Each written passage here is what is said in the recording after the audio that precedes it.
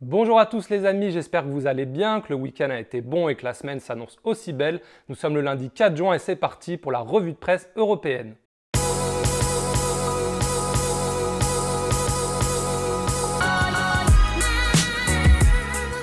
Et on commence tout de suite cette revue de presse en Catalogne où Mundo Deportivo fait sa une sur Samuel Umtiti.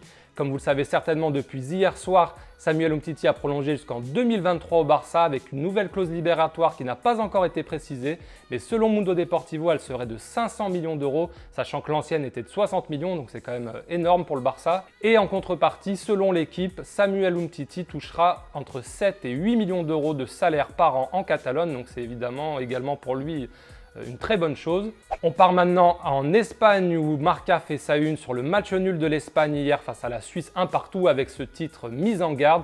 Mais Marca, comme vous le savez, aime bien entretenir le feuilleton Neymar et hier le Brésil de Neymar a gagné 2-0 contre la Croatie avec un but de Neymar justement qui était entré en cours de jeu.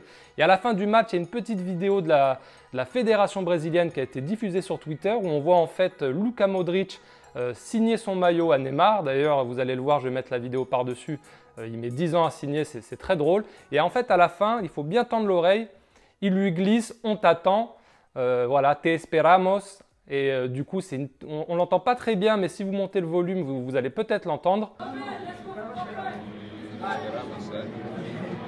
Et voilà, et du coup, forcément, les journaux madrilènes comme AS et comme Marca mettent cette petite déclaration sur leur une en gros titre.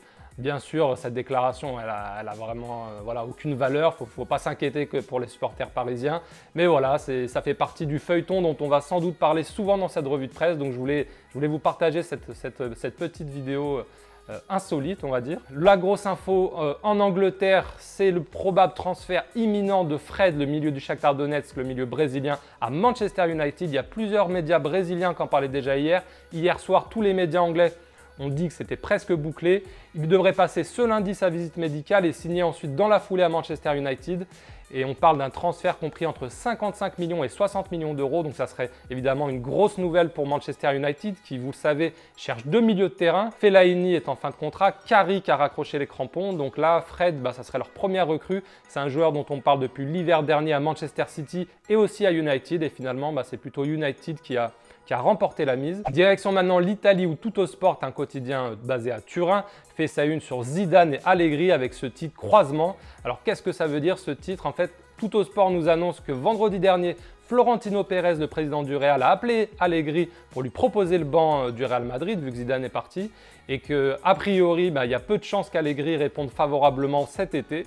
Par contre, le quotidien turinois dit que dans un avenir proche, c'est possible qu'Allegri accepte ce challenge.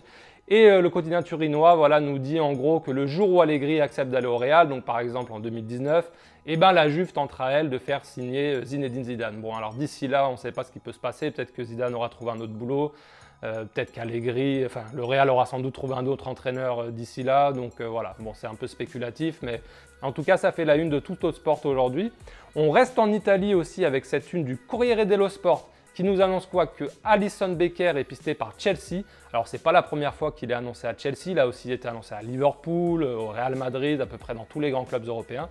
Mais alors, ce qui est intéressant, c'est que le Corriere dello Sport nous annonce que si Alisson va à Chelsea, la Roma vise Rui Patricio, qui vient de résilier son contrat au Sporting Portugal, mais aussi Alphonse Areola, le gardien du PSG, qui était annoncé aussi à Naples ces dernières semaines. Donc là, visiblement, la Roma serait aussi à l'affût.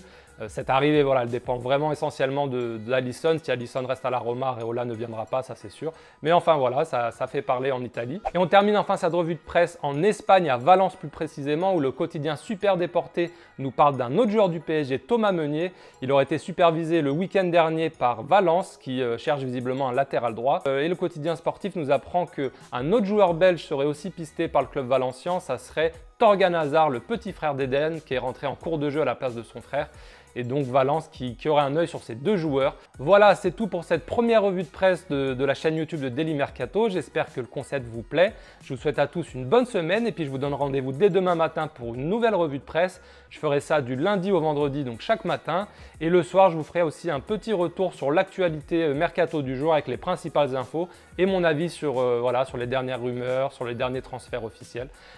Pour vous dire aussi que le site internet ne sortira pas aujourd'hui finalement, il va sortir dans le courant de la semaine, je ne sais pas encore quand exactement, mais voilà, ça arrive très bientôt. En attendant, vous pouvez rester connecté sur notre chaîne YouTube ou sur les réseaux sociaux. Je vous souhaite une très bonne journée à tous et à ce soir pour une nouvelle vidéo qui reviendra sur les principales infos du jour. Ciao!